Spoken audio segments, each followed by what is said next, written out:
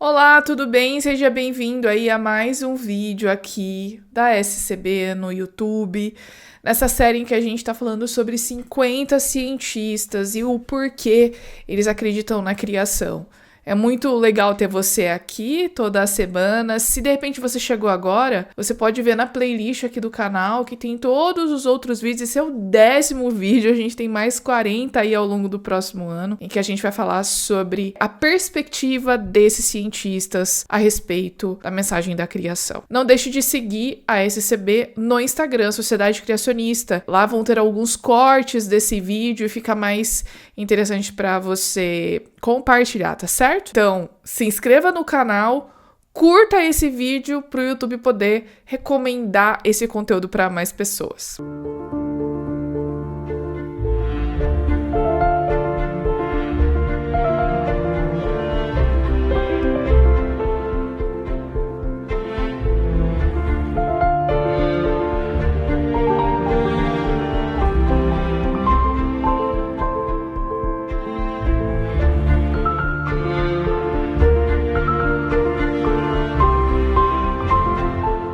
Bom, antes da gente começar a falar sobre a perspectiva do cientista deste vídeo, que é o Dr. John Rankin, eu queria só fazer um disclaimer, né? Porque eu já fiz um disclaimer há 2 vídeos passados em que um dos cientistas ele trouxe a sua perspectiva a respeito do Big Bang, etc. E esse disclaimer falava da questão que existem muitos cientistas que tem essa perspectiva intervencionista, né, que creem num criador ou num designer, enfim, que entendem que o Big Bang, ele é um modelo viável para explicar, por exemplo, a origem do universo, até porque o Big Bang é o modelo que fala que, de fato, o universo teve uma origem, né? E se ele teve uma origem, ele teve uma causa. Quem é essa causa? Muitos creem que o designer é essa causa, que Deus é essa causa, enfim, né? Então, você pode conferir no vídeo 8 a respeito desse disclaimer para você ver direitinho. Até porque é importante deixar claro aqui, né? Não,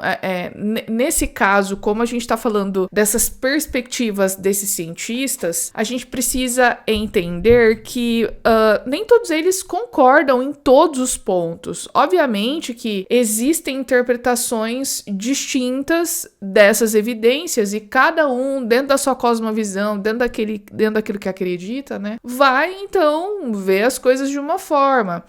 Então, existem, como eu disse, cientistas que creem que o modelo do Big Bang é um modelo válido para explicar a origem do espaço e do tempo, a origem dessa expansão e não origem de planetas, etc., que é uma outra coisa. E existem aqueles que entendem que a Terra é jovem, que o universo é jovem, enfim, cada um tem sua perspectiva a partir dos dados que estão disponíveis. Nesse caso dessa semana, como eu disse, o Dr. John Rankin, ele entende que existem evidências para afirmar que o universo é jovem, né? Ele é um físico australiano. Ele trabalha em universidades da Austrália, ele estudou a relatividade geral do Einstein para testar se o universo poderia se organizar sozinho, sem Deus, sem propósito, apenas aí com o tempo e as leis naturais. Aqui é importante a gente também fazer uma outra observação que é a seguinte: muitas pessoas relacionam falsamente o modelo do Big Bang com o naturalismo, porque o modelo do Big Bang afirma que houve essa expansão e aí a matéria foi se organizando e eles entendem que isso é uma espécie de evolução análoga à evolução biológica, né? Na minha perspectiva, e muitas pessoas entendem isso também, não tem nada a ver uma coisa com a outra. É plausível que o universo ele tenha sido originado, a causa, lógico, né? Deus tenha iniciado essa expansão, a matéria foi se organizando, Deus foi dirigindo essas coisas, né? Então, eu não vejo problema e eu acho que essa relação e essa analogia com a evolução biológica é equivocada. Mas como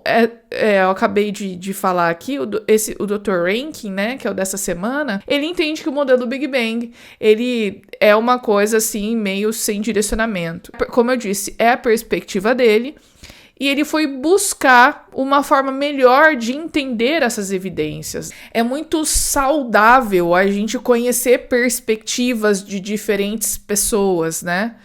E é muito saudável a gente entender de onde que essas pessoas estão vindo com as suas perspectivas, com os seus argumentos. Então, não é só porque eu estou falando da perspectiva do Dr. Rankin que essa é a mais correta. Essa é a mais correta na perspectiva dele. Então, você pode ali analisar a argumentação dele e falar, beleza, faz sentido para mim, né? Mas eu acho que, de uma forma ou de outra, por mais que tenha essas perspectivas diversas, tem uma coisa que é fundamental e une a gente, que é essa questão de nós entendermos e inferirmos por meio aí dessas possibilidades que temos um Criador, né? Que a vida, ela é recente. Não importa se o universo tem bilhões de anos ou não, porque Deus poderia ter criado o universo quando e da forma que ele quisesse ou da forma que ele quis. Agora, uma coisa muito importante que é coerente com a Bíblia é a vida ser recente. E não ter passado por esse processo de evolução como explica o neodarwinismo, né? Mas enfim, tem muitas camadas nesse assunto, né? Vamos parar aqui de blá blá blá e vamos falar então do Dr. Rankin. Então, ele fez o estudo usando a relatividade geral do Einstein para de fato entender será que essa resposta é o modelo mais adequado, né? Então, ele estudou ali duas possibilidades, né? Ou tudo que existe vem como resultado de processos naturais e impessoais, ou é um resultado de uma mente criadora inteligente. E por décadas, de fato, a ciência, ou cientistas, eu prefiro dizer, eles têm apostado na resposta naturalista e não naquela que vem do designer, né? Então, o modelo evolucionista e os naturalistas entendem que o universo ele começou com uma nuvem uniforme de gás e energia, e com o tempo as galáxias foram se formando, estrelas, planetas, e o Dr. Rankin ficou se questionando, será que isso realmente é possível, né? Isso, inclusive, gente, é bastante saudável, né? A gente analisar as evidências e questionar e ir atrás dessas respostas. Então, o que ele fez? Ele usou as equações da relatividade geral, ele testou se as pequenas flutuações, ou seja, pequenas variações da densidade do gás inicial, eles poderiam crescer pela ação da gravidade até se tornarem galáxias, e ele esperava que sim. Mas depois de alguns cálculos, ele encontrou outra resposta. Ele encontrou a resposta de que as flutuações não crescem. Mesmo depois de bilhões de anos, ele fez simulações, elas não produziram estruturas estáveis, né? Então, de acordo com essas equações e a interpretação dele, o universo ele não consegue se organizar sozinho. E para ele a razão é muito simples. Enquanto a gravidade tenta reunir a matéria, a expansão do universo faz o oposto, ou seja, está espalhando tudo. A atração nunca vence a dilatação, ou seja, o universo está programado para se expandir, não para se autoestruturar. Então, quando os resultados das equações aí do Dr. Rankin vieram à tona, outros cientistas tentaram salvar o modelo.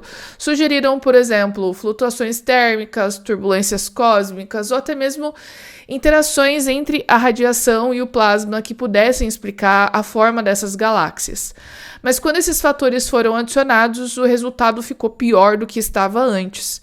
Esses processos que tendem a desorganizar a matéria, eles tendem a desorganizar a matéria e não formar sistemas complexos, eles geram caos, não geram ordem. Então, depois de 5 anos de pesquisa, a conclusão que ele entendeu foi inevitável. A ideia de que o universo evoluiu de um gás amorfo para as galáxias ordenadas é fisicamente insustentável, mas mesmo assim, livros e artigos continuam repetindo a história do gás que virou galáxias. Não refazem os cálculos e não confrontam as falhas. E o Dr. Rankin chama isso de abandono científico. É uma teoria aceita não porque funciona, mas porque ninguém quer questionar, né? Inclusive, se você quiser conferir a biografia ali do Dr. Rankin, aqui na descrição do vídeo está o link do ResearchGate, etc., para você dar uma olhadinha na formação dele, no que ele já fez de produtivo, tá bom? Depois de você conferir, não esquece de curtir esse vídeo, de se inscrever no canal se você não fez ainda e compartilha com os teus amigos, tá bom? Segue lá no Instagram também, Sociedade Criacionista. Mas vamos voltar aqui. Bom, então, Dr. Rankin acha que ninguém quer questionar essa ideia e E na perspectiva dele, o problema da cosmologia evolucionista reflete o que acontece nas outras áreas, como na biologia, na química, na geologia. Em todos esses casos, o padrão é o mesmo. As leis naturais, elas não produzem complexidade sozinhas. A biologia mostra que o DNA é informação codificada. A química mostra que as moléculas se degradam com o tempo. A física mostra que o universo se expande em vez de se condensar.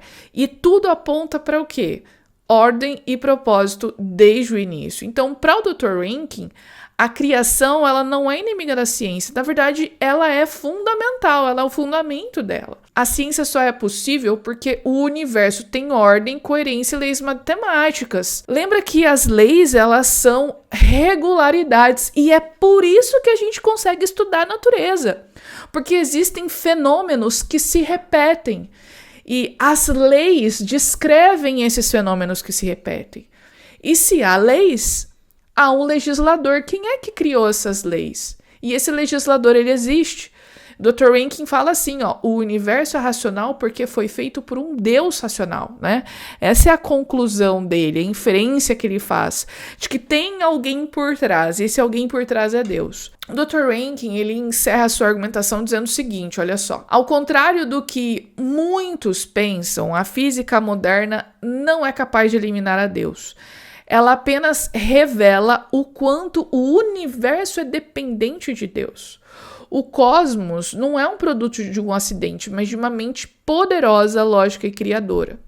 A evolução, de acordo com ele, tenta explicar a ordem a partir do caos. A criação mostra que a ordem veio antes e ela sustenta tudo que existe. O universo não pode se explicar sozinho, mas ele explica o Criador. Interessante, né, a gente conhecer um pouquinho da perspectiva do Dr. Rankin. Então, se você gostou, compartilhe esse conteúdo e você consegue encontrar na internet esse livro não em português, porque o livro em português você consegue encontrar apenas acessando o site da scb.org.br. Você consegue adquirir o livro lá, mas esse livro ele está disponível em inglês na internet, inclusive no site do Answering Genesis estão todos os capítulos lá, se você quiser acessar e conhecer os outros, tá? Muito bom te ter por aqui, a gente se vê na próxima semana, no próximo vídeo.